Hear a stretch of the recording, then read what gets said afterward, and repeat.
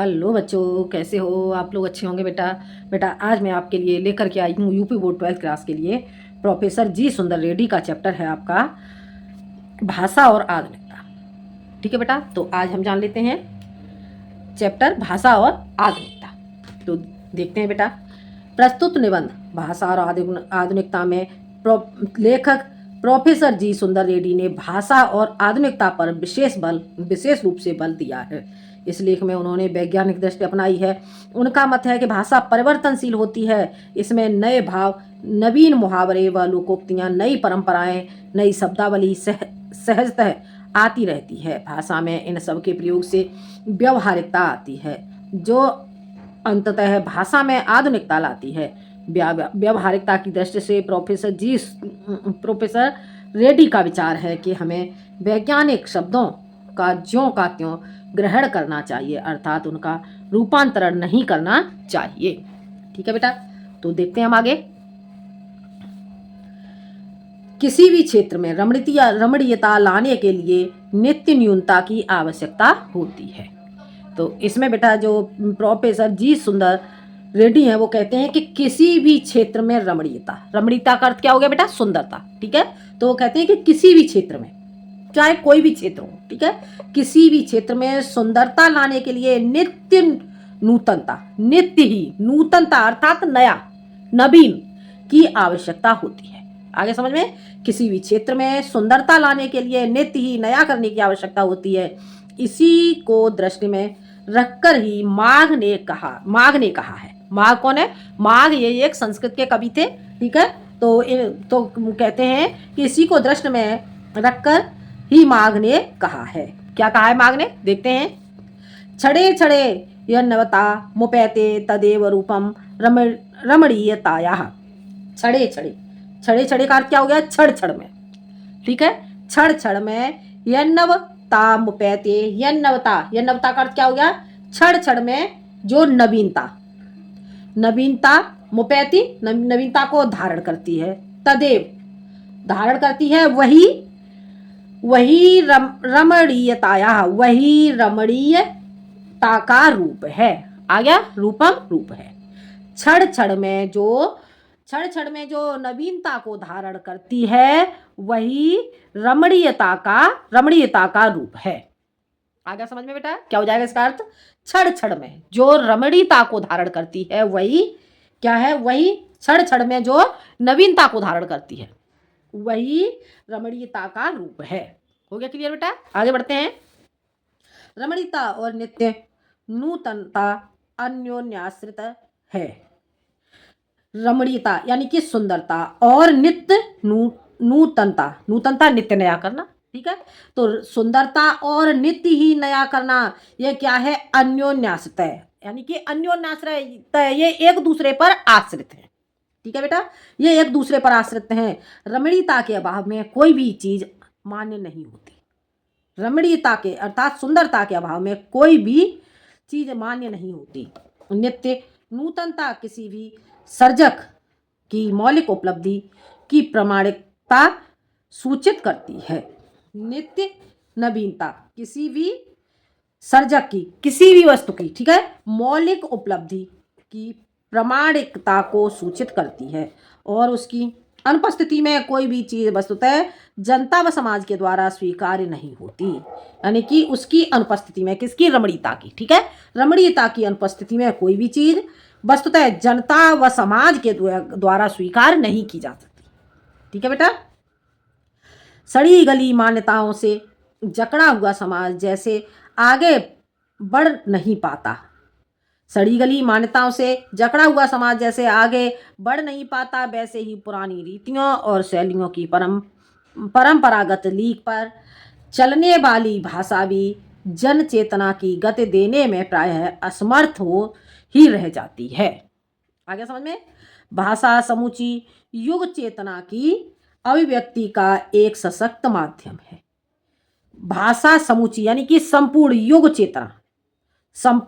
चेतना की अभिव्यक्ति का एक सशक्त माध्यम है और ऐसी सशक्तता तभी वह अर्जित कर सकती है जब वह अपने युगानुकूल, अपने युग के अनुकूल सही मुहावरों को ग्रहण कर सके।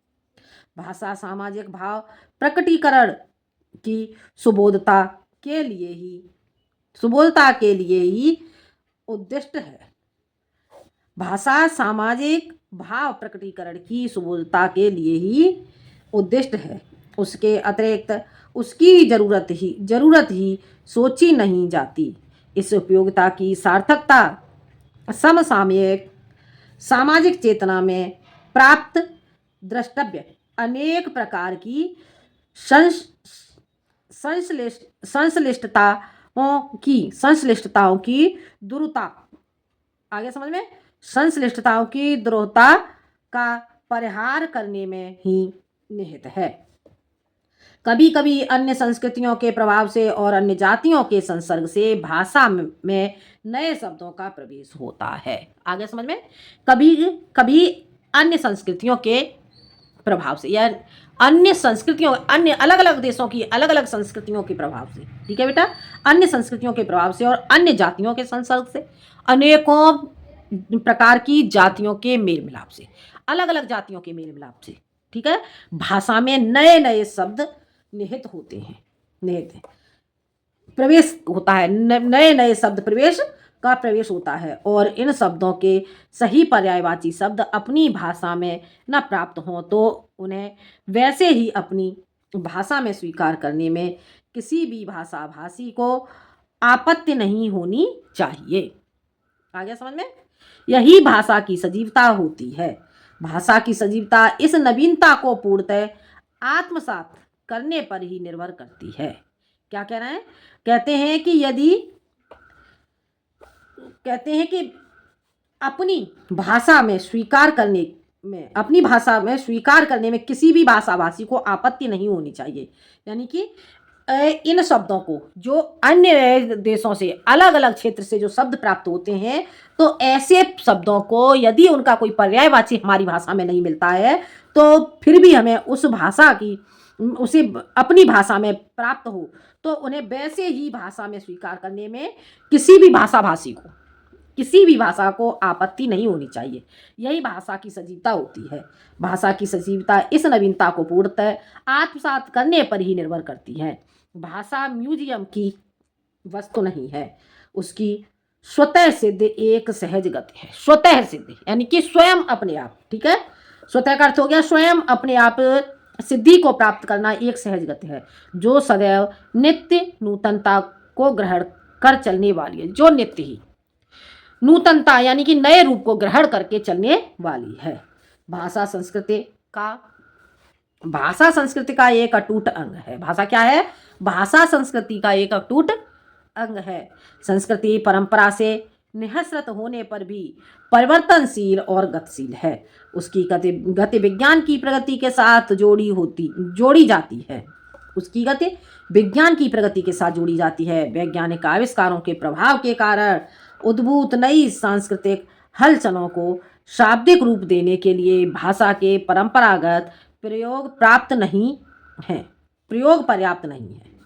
इसके लिए नए प्रयोगों की नई भाव योजनाओं को व्यक्त करने के लिए नए शब्दों की खोज की महती आवश्यकता है। महती यानी कि अत्यधिक आवश्यकता है। आगे समझ में। अब प्रश्न यह है कि भाषा में यह परिवर्तन कैसे संभव है? यत्न साध्य अथवा सहज सिद्धि। यत्न साध्य से हमारा तात्पर्य है कि भाषा को युगानुकूल बनाने के पीछे किसी व्यक्ति विशेष अथवा व्यक्ति समूह का प्रयत्न होना ही चाहिए। आगे समझ में। भाषा को युग के अनुकूल बनाने के पीछे किसी भी विशेष व्यक्ति अथवा किसी विशेष समूह का प्रयत्न होना ही चाहिए। सहज सिद्धि से आश्रय इतना ही है कि भाषा की यह गति स्वाभाविक होने के कारण यह किसी प्रयत्न विशेष की अपेक्षा नहीं रखती है। आगे समझ में। सहज सिद्धि का आशय इतना ही हो जाता है कि भाषा की यह गति स्वाभाविक होने के कारण, स्वभाव के अनुसार होने के कारण यह किसी प्रयत्न विशेष की अपेक्षा नहीं रखती। यदि उपलब्ध भाषा वैज्ञानिक आधारों का पर्याप्त अनुशीलन करे तो पहली बात ही सत्य सिद्ध होगी। 18वीं सदी में अंग्रेजी भाषा ने और 20वीं शती में जापानी भाषा ने इस नवीनीकरण की पद्धति को अपनी कोशिशों से संपन्न बनाया। हर भाषा की अपनी खास प्रवृत्ति होती है। शब्द निर्माण तथा अर्थ ग्रहण की दिशा में उसका अपना अलग रुख होता है। उस विशेष प्रवृत्ति के रुख को ध्यान में रखकर ही बिना उस भाषा की मूल आत्मा को हम अन्य भाषागत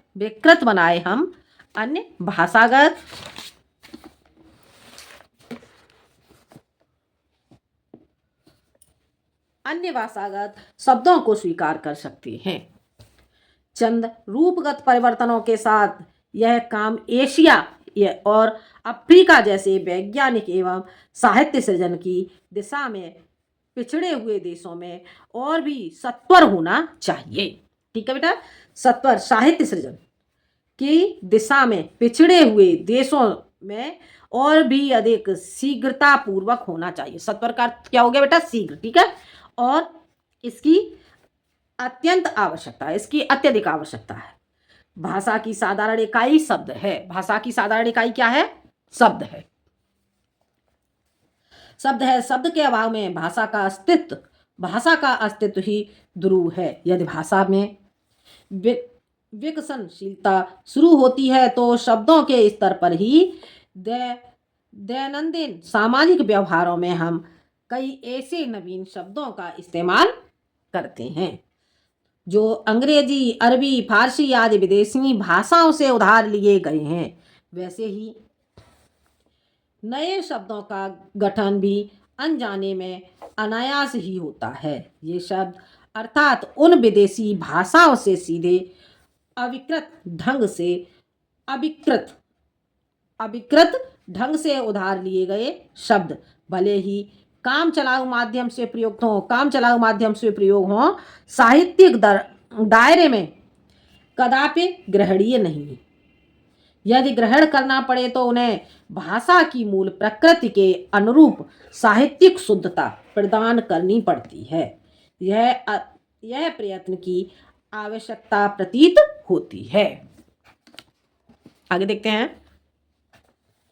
और एक प्रश्न यह है कि कौन इस साहित्यिक शुद्धिकरण का जिम्मा अपने ऊपर ले सकता है? क्या कहते हैं? और एक प्रश्न यह है कि कौन इस साहित्यिक शुद्धिकरण की जिम्मेदारी को अपने ऊपर ले सकता है? हिंदी भाषा के नवीनीकरण यानी कि शुद्धिकरण के लिए भारत सरकार ने अब तक काफी प्रयत्न किया है। इसके लिए सन 1950 में शास्त्रीय एवं तकनीकी शब्दावली आयोग की स्थापना की गई, जो विज्ञान की हर शाखा के लिए योग्य शब्दावली का निर्माण कर रही है। हिंदी साहित्य सम्मेलन जैसी ऐच्छिक संस्थाओं ने भी इस दिशा में कुछ महत्वपूर्ण काम किया। राहुल सांकृत्यायन और डॉक्टर रघुवीर जैसे मूर्धन्य यानी कि मूर्धन्य का अर्थ क्या हो जाएगा बेटा? श्रेष्ठ। ठीक है, श्रेष्ठ मनीषियों का अर्थ हो गया विद्वान। ठीक है, श्रेष्ठ विद्वानों ने भी इस काम को पहल अपनी अभिरुचि के कारण अपने ऊपर लेकर अपनी रुचि के कारण अपने ऊपर लेकर गतिशील बनाने की कोशिश की। अब तक इस दिशा में जो कुछ भी कार्य हुआ है वह अपर्याप्त ही है, क्योंकि यह कार्य अपनी शैशवकालीन दशा से गुजरकर आगे बढ़ नहीं सका। इसकी प्रगति के अवरोध में दो वर्ग बाधा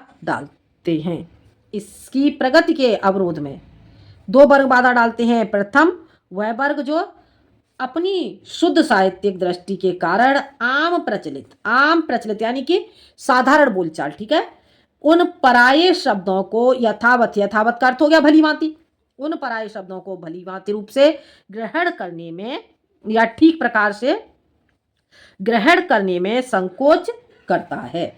दूसरा वह वर्ग जो अपने विषय में पारंगत होने पर भी साहित्यिक व भाषा वैज्ञानिक पृष्ठभूमि के अभाव में उन प्रयुक्त विदेशी शब्दों को मनमाने ढंग से विकृत कर अपनी मातृभाषा में थोपना चाहता है। आगे समझ में? अपनी मातृभाषा में थोपना चाहता है। आजकल कई प्रादेशिक सरकारों ने अपनी प्रांतीय भाषाओं में उन स्तरीय पाठ्य पुस्तकों के निर्माण के लिए कई आयोगों की स्थापना की है। हम आशा करते हैं कि ये आयोग उपर्युक्त अनुवादित तत्वों से हटकर अपना काम सुचारू रूप से बना सकेंगे। हो गया क्लियर? आगे देखते हैं।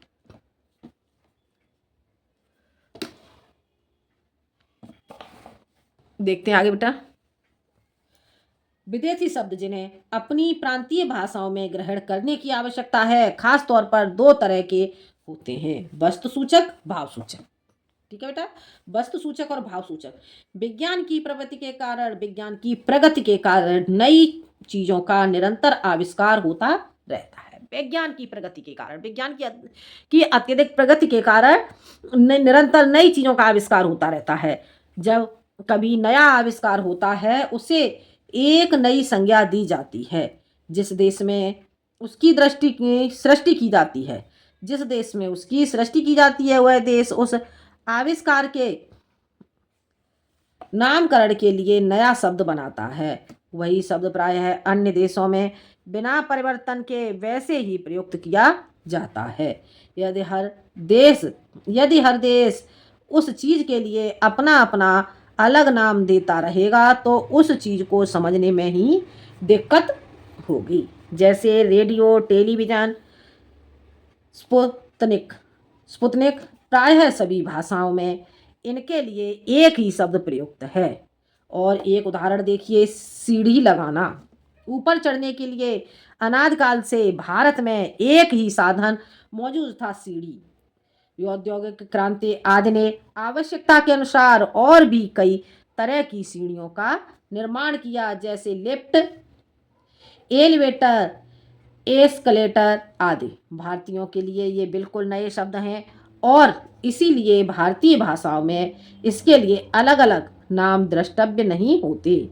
इस स्थिति में उन शब्दों को यथावत यानी कि ठीक रूप से ग्रहण करने में कोई बाधा नहीं होनी चाहिए। फ्रेंच और लैटिन भाषाओं से अंग्रेजी ने ऐसे ही कई शब्दों को आत्मसात कर लिया और अंग्रेजी से रूसी ने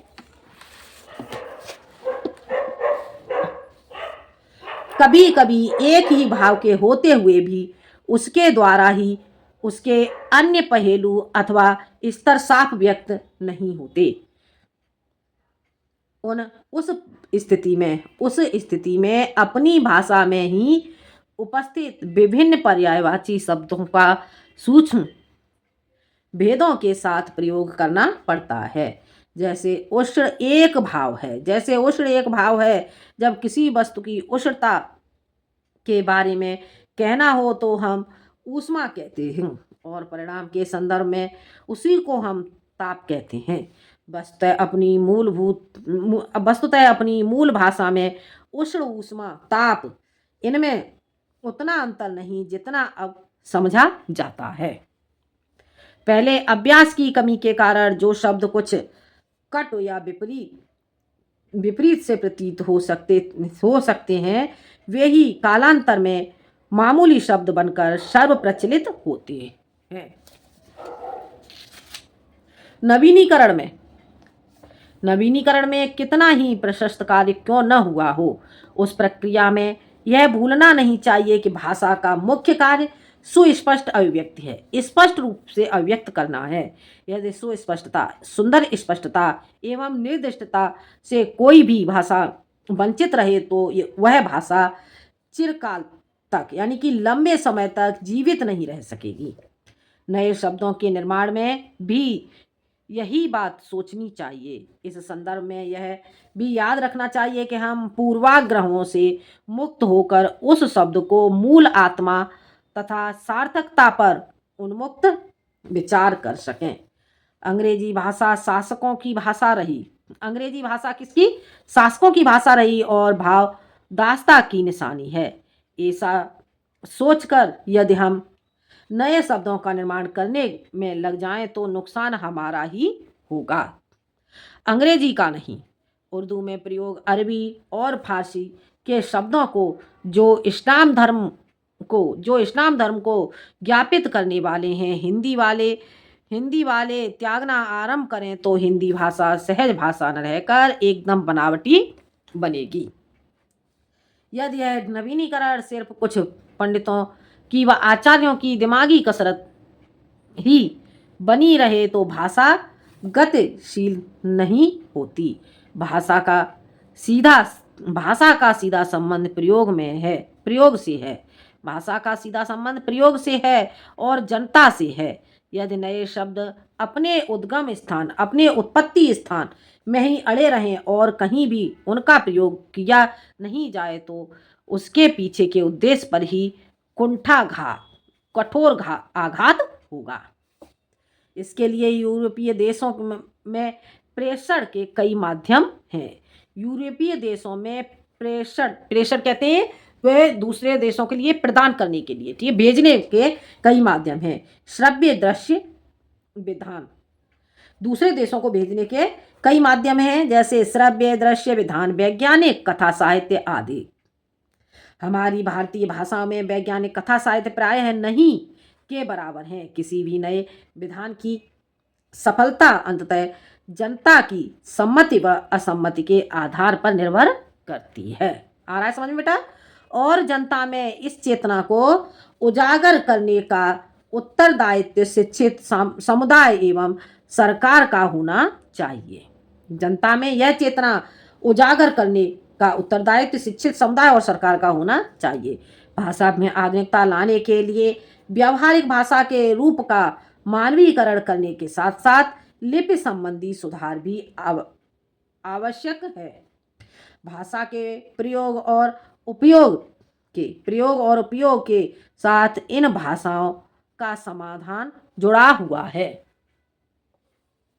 संक्षेप में नए शब्द, नए मुहावरे, नई रीतियों के प्रयोग से युक्त भाषा को व्यावहारिकता प्रदान करना ही भाषा में आधुनिकता लाना है।